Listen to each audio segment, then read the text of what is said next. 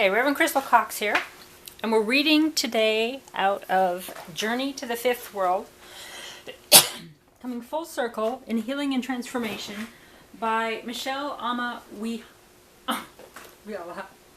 Okay. I recommend this book. The Fifth World, being 5D.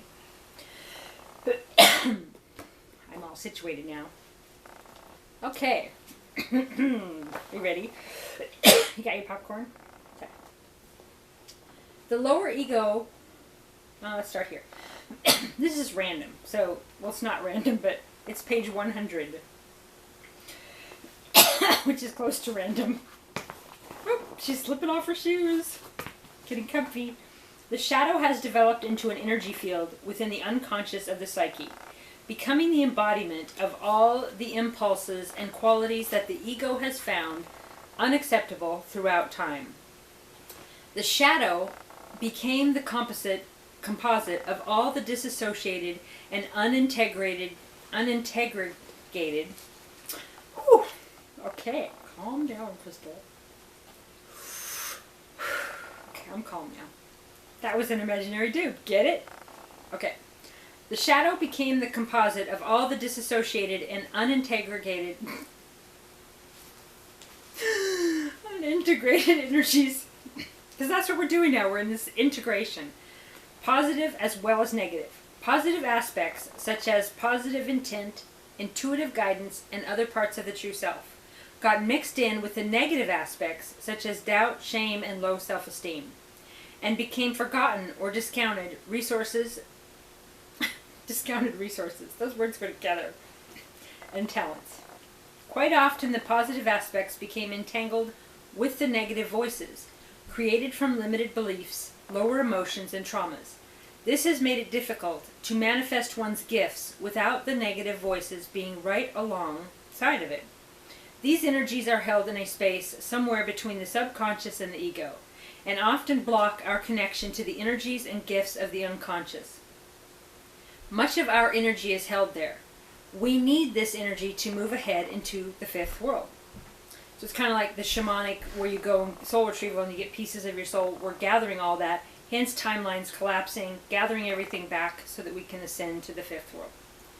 The lower ego wants to govern the human psyche and will go out of its way to keep the mind, not intellect, busy, keeping external dramas and inner negative stories going in order to keep feeding negative emotions to the shadow box.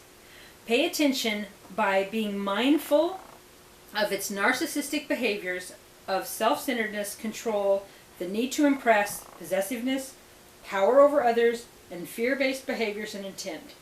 So this goes along with paying attention to every thought, every program, everything that comes up, because that's what's creating your reality, and that's what's moving us forward to the fifth dimension. Pay attention so that more will not be stored in the shadow box. Pay special attention to negative self-judgment and judgment of others.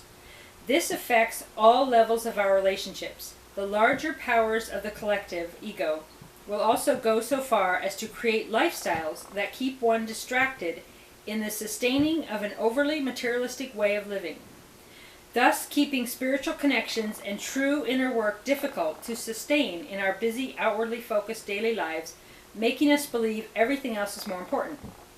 Nothing's more important than your thoughts, because that will literally manifest physical reality. The development of most Western-influenced civilizations has been based on the fulfillment of the egoic process.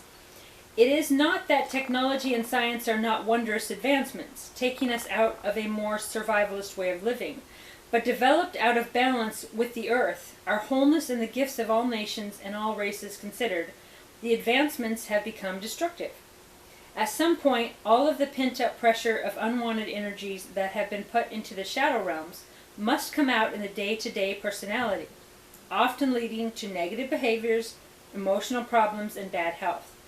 This can happen when our wounds from the past are reactivated and our feelings are changed into negative emotional states by the awakened shadow energies and start to pour over into our conscious reality. At times, we recreate dramas, partly out of habit and programming and the control of the lower ego, and partly because they surface to be seen, understood, and healed.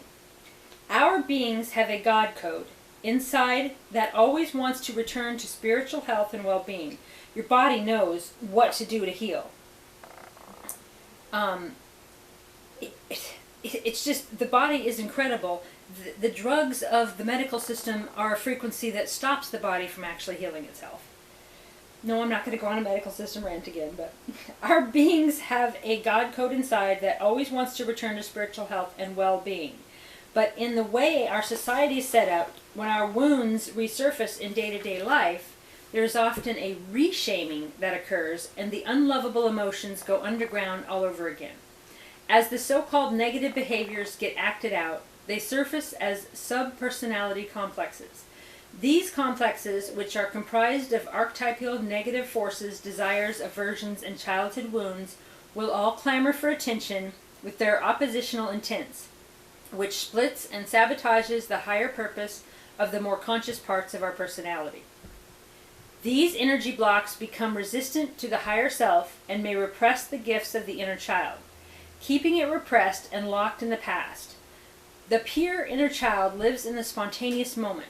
Denial of one's feelings keep the negative feeling states unable to surface for healing, thus trapping a vital source of our power and vitality. When the wounds held in the emotions get to transform, they add to the higher mana in reaching states, such as joy and ecstasy.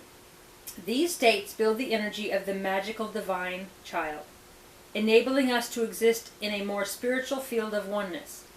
Wounds that are not healed make us slaves to our emotions and retard development of the higher centers.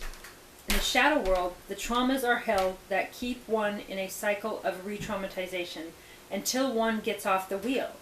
When these complexes get released and reintegrated, much energy is regained. The shadow self has at times been called the guardian of the threshold, and as we have stated, can block entrance to the true gifts of the basic self or inner child. Because our emotions, our feeling states are so intertwined with this aspect of our being, it can interfere with our more positive feeling states contained here.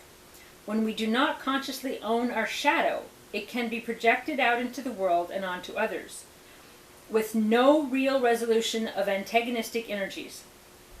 Our life becomes more of a projecting of our greatest fears than a creation of our greatest hopes.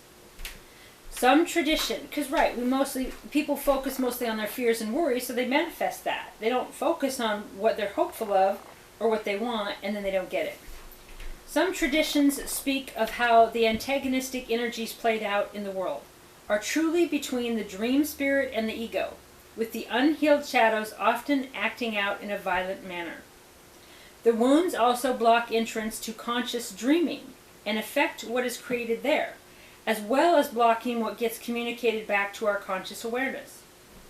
The ego does not want direct communication to occur with our higher self, because that would limit its dictatorship. The collective ego trance has created an archetypal and yet very real being that believes it must conquer and destroy in order to survive. It is time to come to resolution, healing, and harmony. The outer collective mirroring of this is destroying our world. Unresolved individual and collective ancestral wounds of the ego are coming to explosive levels of amplification, like in the Middle East. All that's ending now. This great pause, the COVID, the plague, whatever, the lockdown, it is making all of this stuff exasperate. It's really enhancing all of the differences in everything in order to bring it together, which is also part of the timelines collapsing so that we can move to 5D. This is all being resolved right now. And we need to believe in more positive outcomes of release and transformation as we face and heal what is right in front of us.